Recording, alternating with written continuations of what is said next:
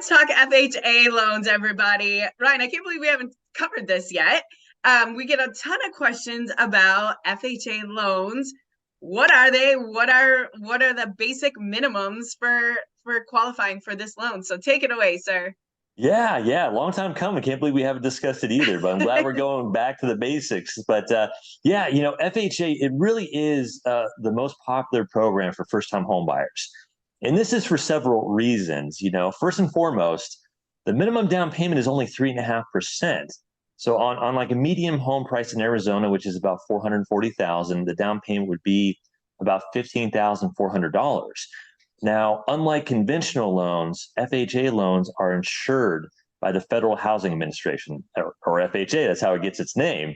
And with this insurance, FHA rates are typically anywhere between 0.5% to sometimes even 1% lower in rate than conventional. This is because, with government insurance, these loans are less risky, and with less risk, you get better rates.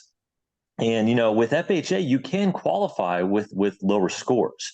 For instance, a lot of times we could get approvals with scores as low as a 580. A lot of people are surprised about that. And with conventional, sometimes you need 620 or higher, depending on the amount of the down payment.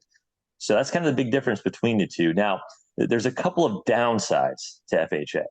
One thing, that we mentioned, it's insured by the federal government, but this insurance is paid up front at closing and on top of that monthly.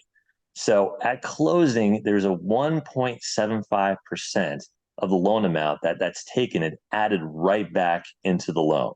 So if you have a loan amount, for instance, for 400,000, your final loan amount would actually end up being 407,000.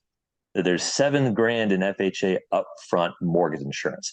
Now, conventional doesn't have that fee, but both conventional and FHA, they do have the monthly mortgage insurance. But the big difference between the two is conventional, it does fall off the monthly insurance when you have 20% equity.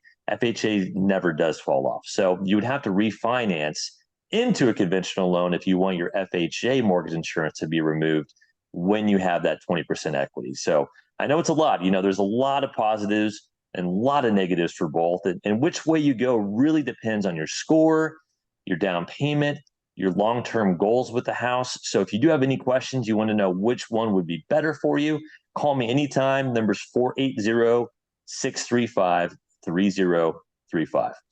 Awesome, Ryan. Now, do you have to be a first-time home buyer You to? don't? Okay, I know that question comes up quite a bit too for us. So Yeah, you can only have one FHA loan open at a time. But if you've bought a house before, you sold it, you don't have an FHA loan, you can do another one right after. beautiful. Awesome. Thank you for sharing your contact information. And if you guys, again, have any questions, you know how to get a hold of us. Happy Tip Tuesday, guys. Thanks, everyone. Bye.